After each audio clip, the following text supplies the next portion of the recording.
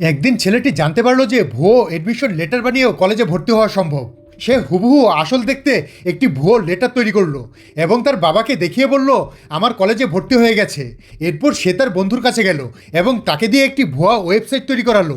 শুধু তাই নয়, সে নিজে একটি জয়েনিং লেটার তৈরি করে নিজের বাড়ির মেইল বক্সে ফেলে দিল। বাবা সেই চিঠিটা বের করে বললেন, তোমার নামে একটি চিঠি এসেছে। চিঠিটা খুলতেই ছেলেটি হেসে উঠে বলল, দেখো আমার ভর্তি হয়ে গেছে। মা খুশিতে তাকে জড়িয়ে ধরলেন, কিন্তু বাবার মনে তখনও কিছুটা খটকা ছিল। পরদিন সকালে তার বাবা বললেন, কলেজের ওয়েবসাইটটা একটু অদ্ভুত লাগছে, তবুও এই নাও কলেজের ফি, আর আমি নিজেই তোমাকে কলেজে পৌঁছে দিতে যাব। এই কথা শুনে ছেলেটি ভয় পেয়ে গেল। সে আবার তার বন্ধুদের কাছে গিয়ে বলল, এখন কিছু একটা করতেই হবে। তখন ওই একটি মেয়ে বলল, একটা ব্যবস্থা হয়ে যাবে। সে তাদের একটি বন্ধ হয়ে যাওয়া পুরনো হাসপাতালে নিয়ে গেল এবং বলল, সামান্য মেরামত করিয়ে নাও, এই জায়গাটা একদম কলেজের মতো দেখতে হয়ে যাবে। সব বন্ধুরা মিলে পরিষ্কার পরিচ্ছন্ন করার কাজ শুরু করে দিল।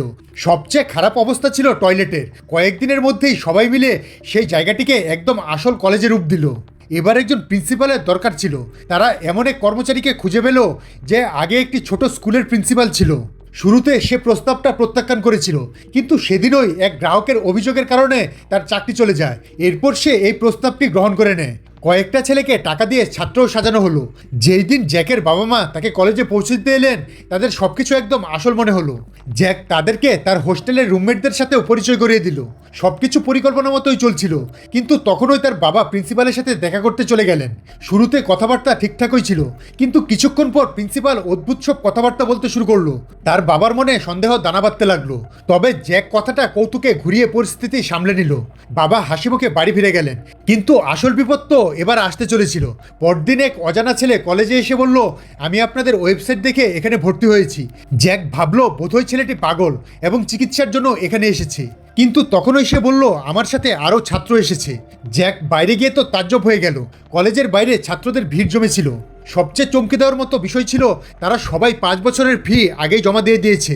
এতই টাকা জমা হয়ে গিয়েছিল যে জ্যাক বাকি জীবনটা আরামে কাটিয়ে দিতে পারত। সে স্টেজে গেল এবং ভাবতে লাগলো যে এবার সবাইকে সত্যিটা বলে দেওয়া উচিত। তখনও এক ছাত্র দাঁড়িয়ে বলল, ধন্যবাদ স্যার, আমি কোথাও ভর্তি হতে পারছিলাম না, কিন্তু আপনি আমাকে একটি সুযোগ দিয়েছেন। এরপর পুরো হল জুড়ে প্রচণ্ড করতালি বেজে উঠল। তখনই সে বুঝতে পারলো যে এরা হলো সেই সব শিশু যাদের এই সমাজ বা সিস্টেম কখনোই সুযোগ দেয়নি। জ্যাকের বন্ধু ভয় পেয়ে বলল, আমরা যদি ধরা পড়ি তবে তো জেলে যেতে হবে। কিন্তু ততক্ষণে এটি আর কেবল একটি ভুয়া কলেজ ছিল না, বরং সেই সব ছেলে মেয়েদের কাছে আসার আলো হয়ে উঠেছিল যাদের কখনো কেউ সুযোগ দেয়নি।